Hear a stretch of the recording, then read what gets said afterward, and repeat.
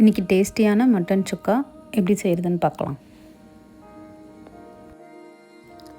அதுக்கு குக்கரில் mutton 300 gram சேர்த்து அது கூடவே இஞ்சி பூண்டு பேஸ்ட்டு, உப்பு, மஞ்சள், தண்ணி விட்டு வேக வச்சு எடுத்துக்கோங்க.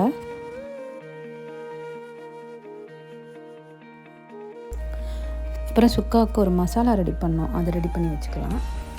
அதுக்கு ஒரு பாத்திரத்தில் 1 டேபிள் ஸ்பூன் மல்லி, மிளகு, 1/2 டேபிள் ஸ்பூன் சீரகம், சோம்பு, ஒரு 6 வரமிளகாய், பட்டை, 2 ஏலக்காய், 5 கிராம்பு எல்லாத்தையும் வறுத்து ஆறுன அப்புறம் பொடி பண்ணி தனியாக எடுத்து வச்சுக்கோங்க.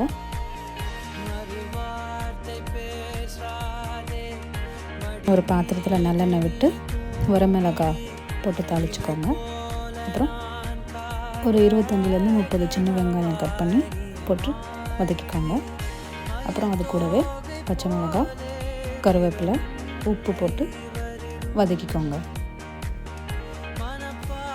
வெங்காயம் நல்லா பொன்னிறமாக வதங்கின உடனே 1/2 டேபிள் ஸ்பூன் மஞ்சள் தூள், 1 டேபிள் ஸ்பூன் மிளகாய் தூள் போட்டு நல்லா வதக்கிக்கோங்க.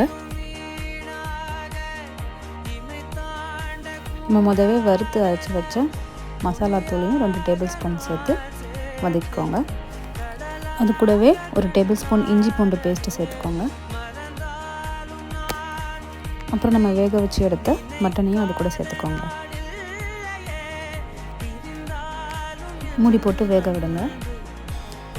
எண்ணெய் தனியாக பிரிஞ்சு வந்த உடனே கொத்தமல்லி தழை தூவி இறக்கிடுங்க. அவ்வளோதாங்க, டேஸ்டியான மட்டன் சுக்கா ரெடி. சாதத்து கூடயும் போட்டு சாப்பிடலாம். இட்லி, சப்பாத்தி, தோசை அந்த மாதிரி சைட் டிஷ்ஷாகவும் சாப்பிடலாம்.